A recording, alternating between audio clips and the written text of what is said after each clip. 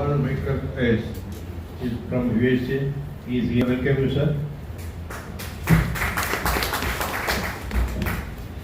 Sir, he is not available to on behalf. So our past chairman, M. Chinswami is present. ನಮ್ಮ ಮೈಸೂರು ಗ್ರಾಹಕ ಪರಿಷತ್ತಿನ ಮಾಜಿ ಅಧ್ಯಕ್ಷರು ಮತ್ತು ಹಾಲಿ ಅಧ್ಯಕ್ಷರು ಕಾಮೇಶ್ವರಯ್ಯ ಮತ್ತು ಅವರ ಸ್ನೇಹಿತರು ಬಂದಿದ್ದಾರೆ. And the way I look at this,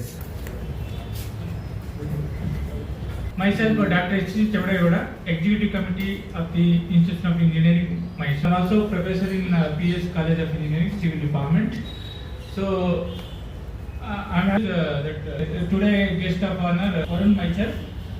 His biodata is PhD student in Department of City and Regional Planning at the University of California. Okay, thank you, the Institute of Engineers, for having me here, for inviting me to speak on my research, and also more importantly to speak on Mysore as a city and the future that this city is going through right now. My title, Mysore at a Crossroads, Planning Democracy and the Future of the City. I'm going to walk through this presentation through a few things. So, the first I'll do is I will situate Mysore and Mysore through three very quick things that I just want to point out. Because we are talking about urban governance today, the next main thing is the royal family, Mysore silk, and write letters on Mysore paper. And so this state is shaping its identity around the idea of the royalty and around Mysore in particular as the identity. Praharas with the Brahmins and so on, right? It's just something important to think about.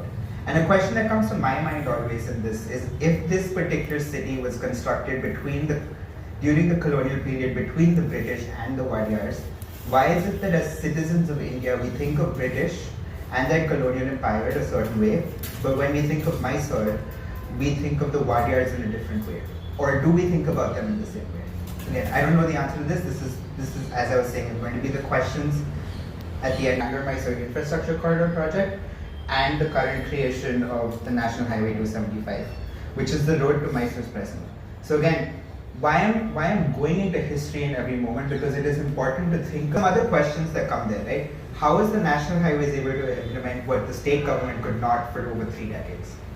And then what is the difference now between National Highway 275 and what was imagined as the Bangalore-Mysore economic infrastructure corridor? What happens to all those towns along the way now? But also what happens to Mysore, because those towns have now been separated from the city? Things that I think are relevant to look at immediately. If we look just at RERA registered projects between 2018 and 2025, prior to starting to work on the national highways, which is 2019, we see that the amount of RERA projects are under 10 projects a year. However, 2020 onwards, we see this immense part of that image is Bangalore, and the red dots. So in 6 years, 1 year after the completion of the highway, we've seen a dramatic amount of urbanization that has happened in this city. And it is something that is important for us to think about. As we know, Muda replaced CITB, and it's because of Mysore's fast-stood and the arrived metropolitan status that the city now has. And so some questions that I have, and I've had ever since the formation of Muda, because it was formed when the Chief Minister was from the Mysore region, was what happens to the MDA when the Chief Minister or the Minister of Urban Development is no longer from Mysore? How is the MDA controlled then? Also, what happens when a ruling party changes? How does the MDA start to function when a different party comes into power at the state level? And if the MDA was intended to insulate planning from politics, why was its creation shaped at a very political moment, just in our city's history? So these are the three situating points that I wanted to bring up. Now I want to go and talk about urban governance more broadly at the India level, which is the 74th Constitutional Amendment of India. It is our decentralization movement that came in 1992, how people in individual cities are making decisions about their cities. 1992 is when this changes. So before that though, there have been efforts in the past to try to decentralize decision making at the urban level. So it states that in many states, local bodies have become weak and ineffective on account of a variety of reasons, including the failure to hold regular elections, prolonged supersessions, and inadequate devolution of powers and functions. As a result, urban local bodies are not able to perform effectively as vibrant, democratic units of self-government. So what schedule lists 18 functions. The ones that I have highlighted in yellow are primary urban functions that I think are necessary, and these include urban planning, regulation of land use, economic and social development, slum improvement, as just some of the examples of what is on this list. The nature of a state may, by law, endow the municipalities with such powers and authority. May rather than shall, which means that the states have the option to devolve those powers to the city or not. How do state governments then bypass this urban governance? There are two parts to this. The first is the use of parastatals. So parastatals are agencies that occupy a separate domain within the Indian institutions. The Indian government doesn't actually have an official definition for what a parastatal is, and they are considered to be special purpose vehicles of government, and they take varied forms. So development authorities is a classic example of what a special purpose vehicle of government is. Typically, they're created by states. According to the Census of India, there is a definition from Census Towns which says that a settlement that has a minimum population of 5,000 people with a density of 400 people per square kilometer and 75% of the male working force in non-agricultural employment. Bodies across India are weak institutions. What I am suggesting through this little that I have explained so far is that state governments, through various types of processes and in various forms, produce conditions where democratic institutions like our city corporation exist formally, but they are stripped of the powers that they should be having, that they don't have those powers that require the government. Also exists in a recent transformation of the Mysore Urban Development Authority to MDA. So the form of parastatal was created under the Karnataka Urban Development Authorities Act, and all state legislative members from the district were part of this board. The new parastatal Mysore Development Authority, and it has its own legislation now. It's separate from our. So I went and I looked across other states, and I looked at other states that in the recent past have made conversions to their development authority acts. I'll give you 4 examples of how this occurs in different places. So mayoral tenure is a key component of city governance. In Karnataka, elections are indirect, and apart from Bangalore and the 74th Amendment requires part of the urban governance, Karnataka has 338, out of which 61% are inactive. Rajasthan, which, if you remember, I told you, they adopted Baldwin Committee's recommendations way back in 1957. They have 100% active. They have 100% of their city councils are active. Have provisions and rules made for work committees at corporation levels, and they've identified Bangalore to be a separate level of critical part of thinking about planning. Who makes the master plan? In any of these 4 states, the city is not involved or not responsible for making the master plan. That power rests with the state government. So in Mysore, for example, MUDA, or now MDA in the future, is the responsible entity to make the master plan for the city. I think that this is an issue of the relationship that citizens have with their government. That the everyday and ordinary encounters that we have and the interpretations that we make of them are essential to consider alongside institutional analysis like I'm showing. It's not only that power is displaced upwards from the city to the state government, but that such displacement alters and it solidifies how we as citizens relate to our city governments, what we expect from it, and whether we understand if we are able to have any meaningful claim on the city or on its institutions.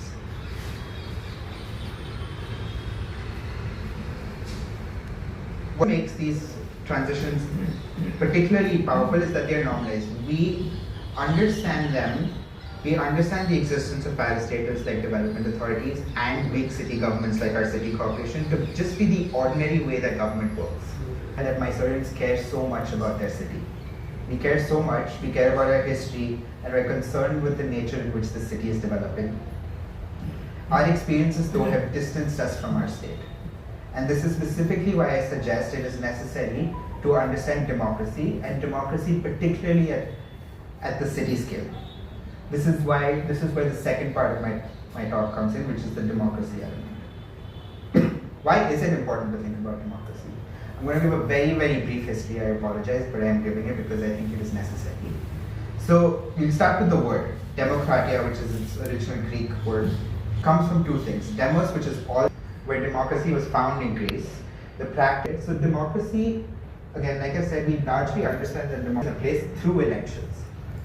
Right? We think that we elect our people, but we are also governed by the Constitution. Every single person is equal under the Constitution. When we elect our representatives, however, they make most of the important political, economic, and social decisions, which is on the topic of democracy. What does it mean for us to be democratic members of our city or participating members of our city? And how do we think about this when we know that there is this particular moment coming in Mysore's future, which is the Greater Mysore City Corporation? So Mysore is changing. We've discussed the rapid urbanization that is there. There's increased population. We're seeing it in traffic. We're seeing urban sprawl across the ring road and so on. Institutions are changing as well. Muda has become MD already, and there is the future formation of the Greater Mysore City Corporation that is going to come. And we keep hearing ambitious ideas of making Mysore the next tech hub, next IT city, Bangalore's twin city, alleviating the stress of that other city and so on. So I am trying to say that these changes are already here. They will come. No matter what we do, these changes are going to come. Whether they come in 2 years or 5 years, it doesn't matter. They are coming. It is a new period of growth that we are experiencing, and we must think about it at that point. Another interesting thing that comes up from my research work, because I work across all sorts of stakeholders in the city, is that there is no group, entity, institution who really has a clear idea of what the future of the city should be. This is not a problem limited to Mysore. Every single Indian city does not have any idea about what the future of their city should be. We generally don't think about it that way. And we don't know how the city should be shaped or what the city needs. I say this because generally the conversations that people have is, oh, we need to protect Mysore, we can't make Mysore another Bangalore, and so on. You hear these conversations, but beyond that, what should we become then? And so I think of it as two things. Even though I study institutions of government, I think that governments are temporary because people in government keep changing. Our politicians change, our bureaucrats change. But there are many other groups and organizations in the city that are trying to do good work. All sorts of groups. One of the things that I'm finding though is that these groups don't necessarily talk to each other. And so this, towards the end of my talk, is an attempt for these groups to start to begin to speak to each other. Right? And I also think for Mysore, this period of growth that we are in is a once-in-a-lifetime opportunity. So, as I said, Greater Mysore is coming, and I think important to visualize. So if you look at this map, green is the current city corporation boundaries, right? Then you can see the ring road around it. What is being proposed in Greater Mysore is that entire blue area around. So there are many, many, many questions that come up. How do we build in this? What kind of cities are going to be around? Is it one city? What happens to our heritage? What happens to our identity? Is it only going to be plotted developments? I don't know the answer, right? I think the important thing for us today is to not know that answer, but to think about it together. And this is where I'm going to conclude my talk, because I think it is important for us to do a few things. It is important for us to understand how our institutions of government work, so that we know who to reach out to when things are going wrong. Is the city corporation in charge of certain things, or is MDA in charge of certain things? What other institutions of the state government or the city government are responsible here and there? That is one element. It is also important to think about our own positions in this society. Who are we as organizations? Who are we as individuals? And who are we as participating members of our society? And the third is, it is important to think about those things in the context of where our future is going. Right? We need to think about this from the perspective of our city. And I will end with that. Thank you very much.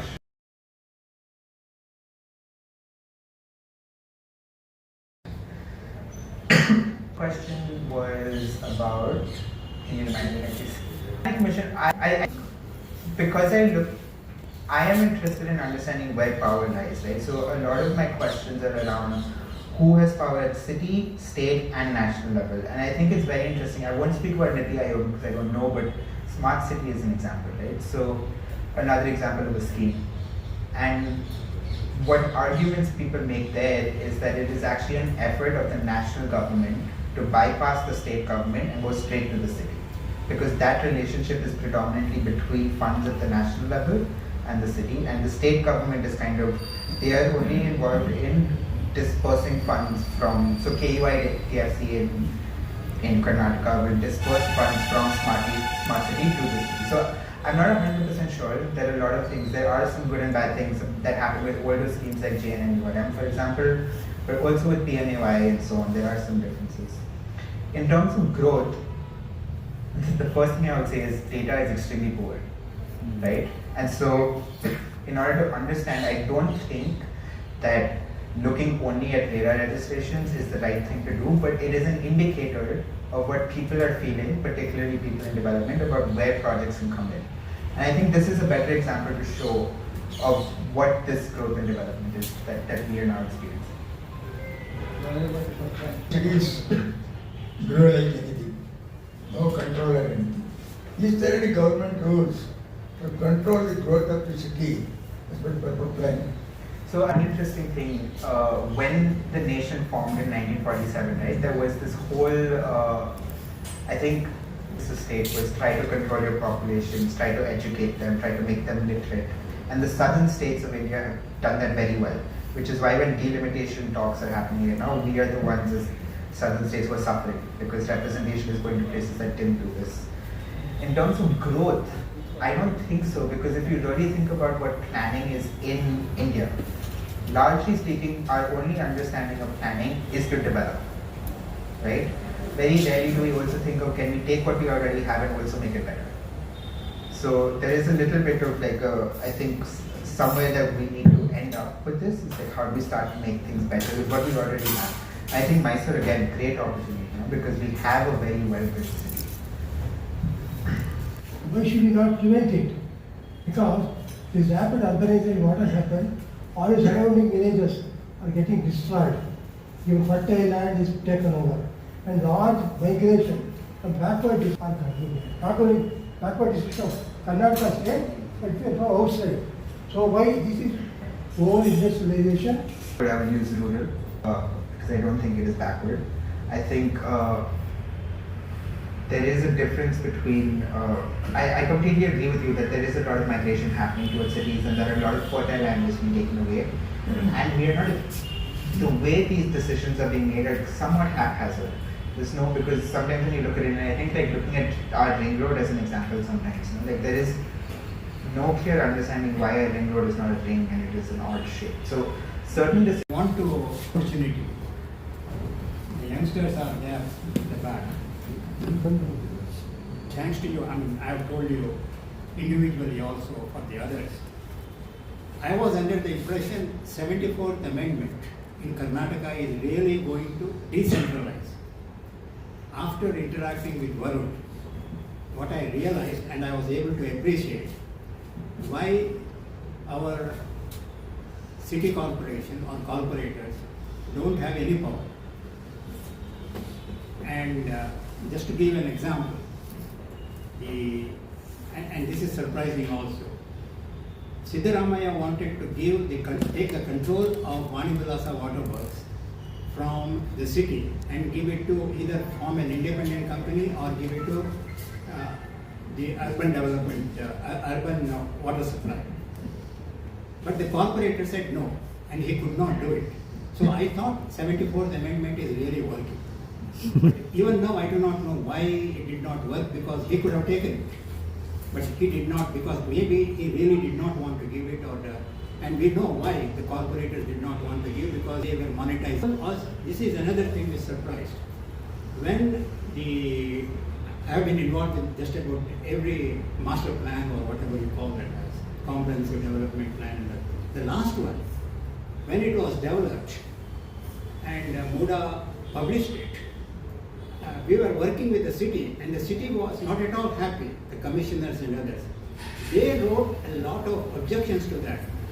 But MUDA did not worry about it at all. I thought, what is this? We have 74th Amendment and the corporation is raising objection and they are not worried. Now, what Varun has said, now I understand that Muda has nothing to do with corporation. Muda reports directly to the Karnataka government. Now because I did not realize, I have been following 74th, I was so happy when it passed, that shall and must has created all these problems. Now how many of us knew about the shall and must business? I have seen in all these master plans and others is for the politicians to get the now we are going to have this another thing of greater Mysore. We are not at all ready. He did not say it specifically. Which group is really concerned about it today? In the last 8 months, there were 4 attempts made. None of them came anywhere close to that. They just touched, including Mysore Grahakara Parishad, we wasted our resources in giving prizes. Nothing came out of that also competition. So there were 4 such groups taking place. I don't think that any institution of engineers has not conducted any meeting. We should get ready for this one. Where is the group? No group is there. Serious thing that he has brought today, and just see number of people. That I agreed to speak, and one of the reasons I want to keep speaking to groups all across is one, to explain this, right? Because we don't know. And I think it is important that we as citizens of the city know how our institutions work. It is also why I mentioned democracy, because it is us, right? It ultimately, at the end of the day, once these Bangalore and they come and affect our city, we are the ones who have to live with it. So because we have to live with it, we should try our best to shape it. One thing that I'm Go for vertical development. See, we're acquiring the land and wasting the agricultural land. So instead of going horizontal development, we can propose for vertical development. No? So that should be raised by Grahakara Parishad also. It's your opinion whether So, I mean, that is my answer, right? I mean, we know CREDAI has already proposed to the city corporation to please increase our FAR to 5 and do all this other. Sometimes it's architects, sometimes it's citizen groups, to start to talk about this amongst themselves, right?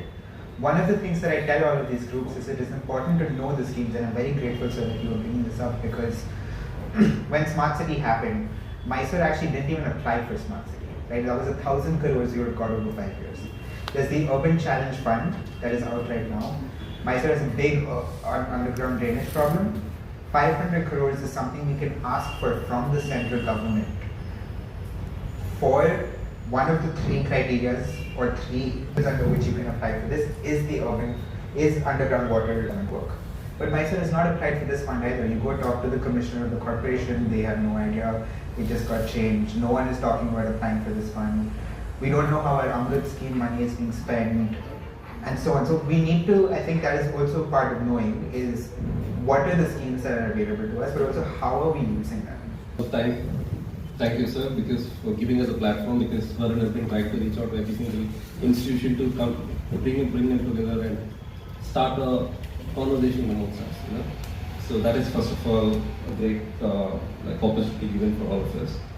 And with respect to the question or what we need to really say is, how are we bringing everyone together? That is something all of us have to talk. Because there are youngsters, yes, but at the same time they also don't know how to bring everyone together. And who is actually there for us to even voice these comments, you know. monitor. So that is something that we are looking at. At the same time, when we were having a conversation with Varun and all of us were raising points about the city and what's going to happen, one common thing we realized is there's no one answerable at the city level for us right now. There's no mayor. I don't know from when we all our points. How are we addressing this, or how are we addressing something at a political level? At the same time, it's at the city level too. So how are we doing this is something all of us, all the other institutions also have to come together to address this situation as well. So. Technical tax, the presidential address. Today, we heard from Mr. Arun what should be the future of the Mysore and how it is.